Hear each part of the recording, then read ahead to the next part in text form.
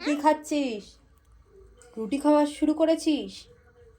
খা, স্বাস্থ্যের পক্ষে ভালো রুটি খাওয়া। রোজ রুটি খাবি, হেলদি থাকবি, বুঝলি তো?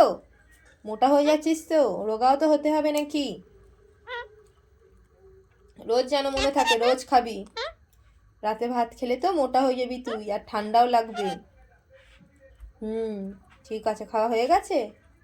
মা, একটুখানি ফেলে দিলি? অন্যায় করলি টিটু তুই। খাবার নষ্ট করতে নেই, তুই জানিস না? এটা যেন মুখ দিয়ে না ফেলা হয়। চিবিয়ে খা, চিবিয়ে খা টিটু। কথা শোন আমার।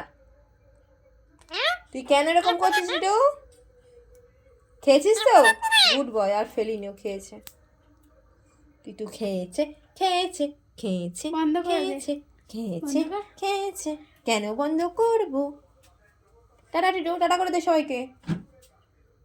কেন এরকম করছিস ওর সাথে রে?